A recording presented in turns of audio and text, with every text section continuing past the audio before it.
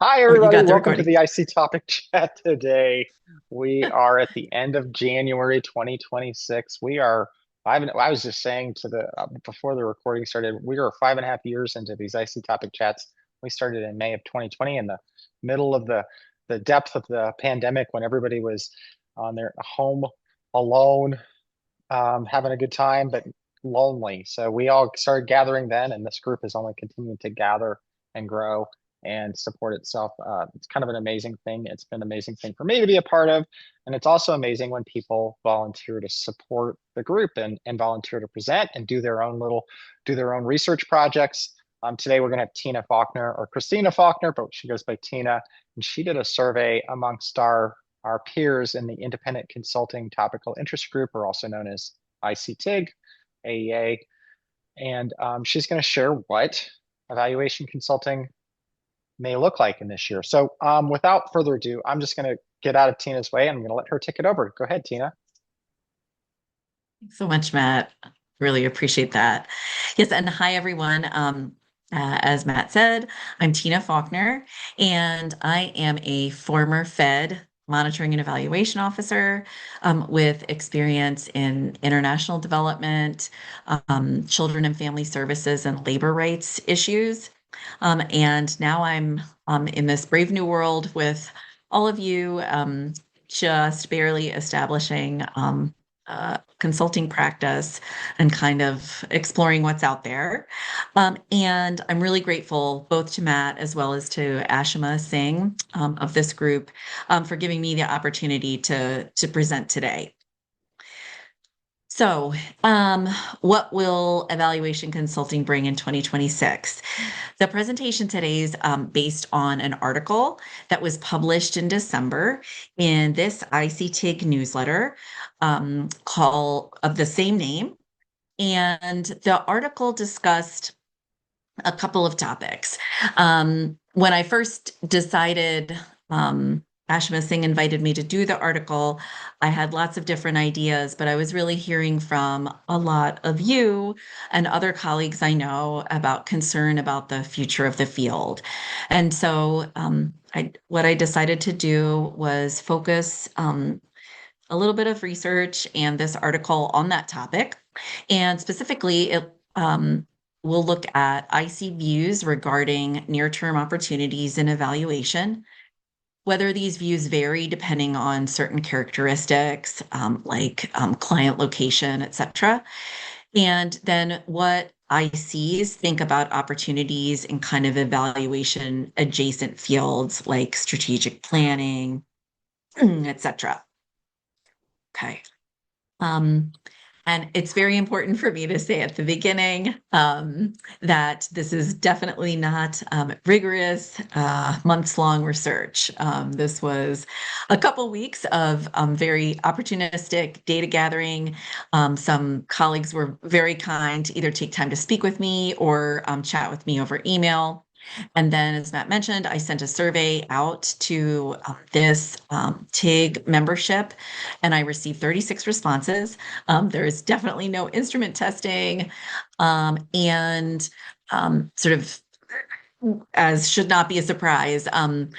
When I got some data back, there was definitely insufficient data on some characteristics, and I just chose to define that as less than five different responses in a particular category.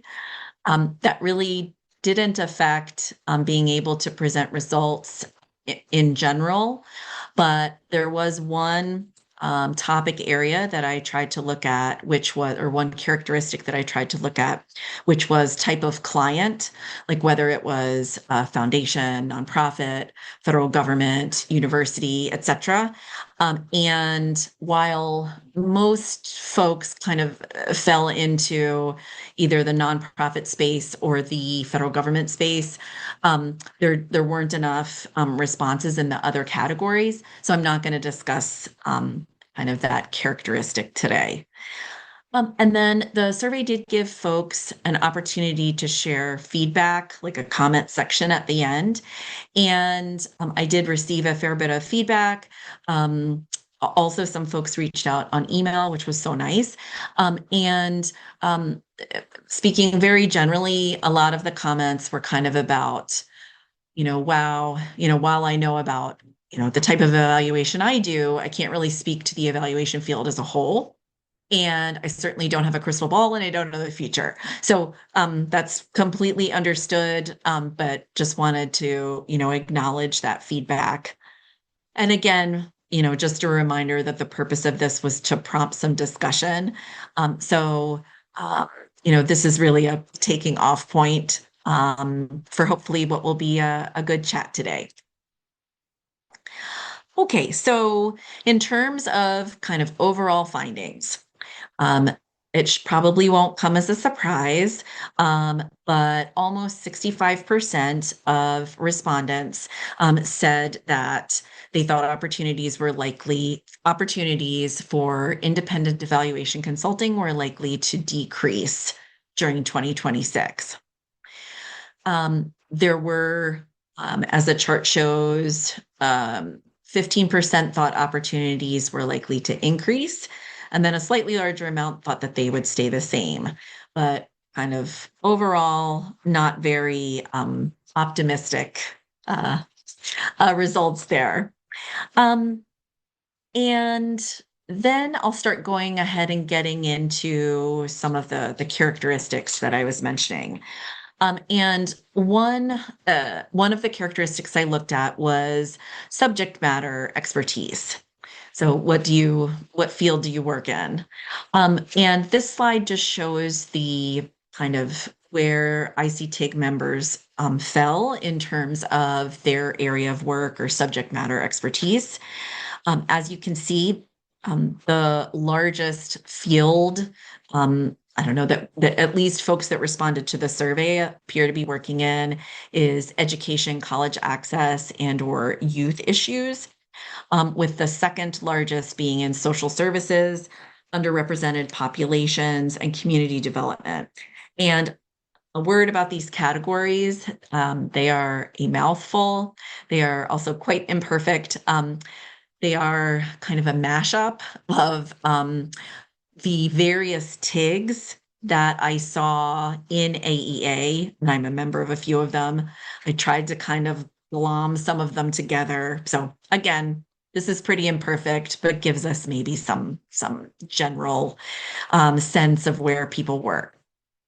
So in terms of results by subject matter expertise, the majority of respondents in most subject areas reported again that they thought opportunities were likely to decrease in this year.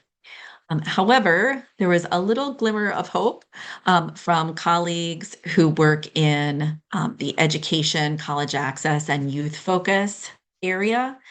In that case, 50% of them thought that consulting work would either stay the same or increase, which I thought was an interesting result. Okay, the next characteristic that I looked at was client location. So not where the evaluator is located, but rather the clients that they work with, or specifically, I think what I said was the client you spent the most time working for since about a year ago. These categories were based on census regions, and I don't personally, I've not worked with census regions. I've as my work's been mostly international. So I found it quite interesting that the South region was so large and included as far north as Delaware, and included Washington, D.C., of course. So I think that's part of the reason while we're seeing such a large number of ICers who are in that region, with the second largest region being out west. Okay, so that's kind of where people's clients were located. And a little bit of a similar breakdown in the findings here. So in every region except the West, respondents thought that opportunities would decrease for independent evaluation in 2026. But out west, I guess where hope springs eternal, I don't know. Um, there was again a 50% of respondents thought that opportunities could stay the same or increase. So that was also an interesting finding. And then the final characteristic or category, I guess, that I'll discuss is the outlook for evaluation adjacent fields. So that refers to in the survey, I named three categories: strategic planning, facilitation and training, and research, data collection, etc. Um, in the survey, folks could actually add a category. And so someone kindly added evaluation field building, which is super important, but of course does not have a large representation here in our pie chart. The majority of folks were working in research and data. So in terms of the actual results, there were a slight majority, but a majority nonetheless of ICs in the research category. So this is a healthy chunk of our colleagues thought that opportunities would decrease this year.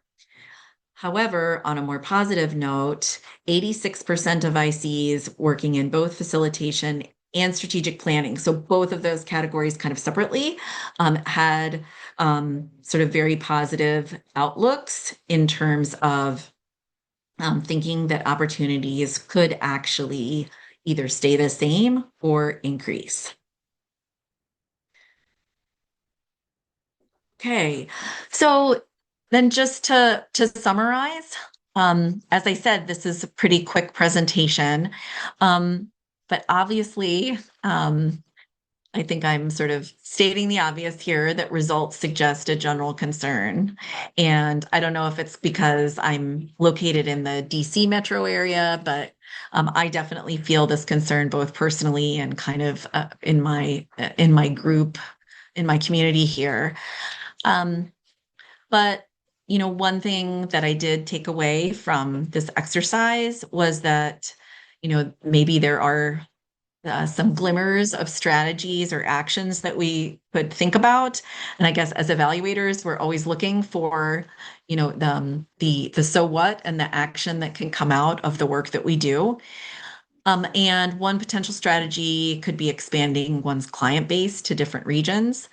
Obviously, that's easier said than done, but networks like these can help with that. And then potentially leaning into evaluation adjacent fields. I guess I also could have noted about education, but I feel like really becoming subject matter experts in other areas is a bit more time consuming, but potentially something else to consider. So those are my results.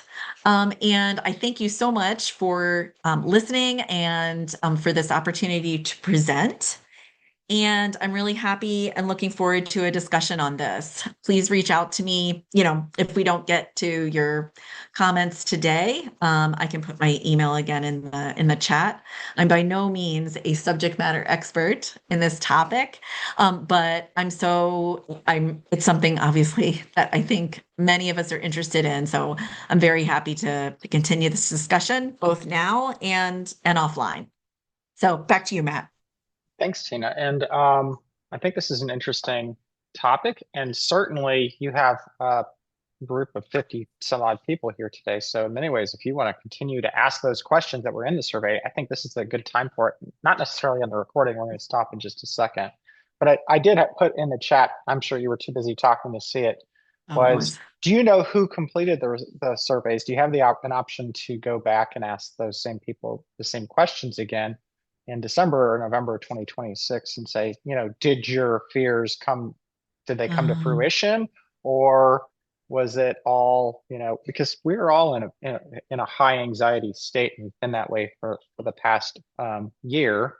And, you know, given the presidential administration, I don't suspect it's going to change right away, but I mean, it's really hard for us to tell. I mean, I think I completed your survey and I think I wrote that it was going to decline, but how am I supposed to know? Because it seems like it's changing day to day.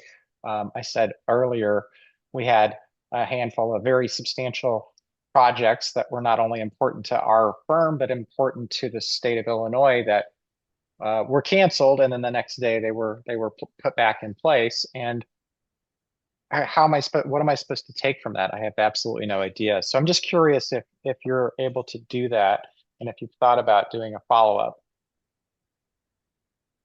The short answer is I hadn't thought about it, but I think that's a fantastic idea. I think though that the results were anonymous. Okay. Um, so I don't know that I could go back to the specific folks, but I could definitely do another survey. Or if people wanted to tell me, I mean, I guess this is not state secrets here. So if folks wanted to tell me, that they responded and are happy to do it again, I'm happy to, do a more specific follow-up. That's a great idea. Sure. Well, I think we probably have a lot of people who are interested in jumping in on this conversation. So I'm going to go ahead and stop the recording so the people out there in YouTube land will see you all later. For everybody who's here live, stick around.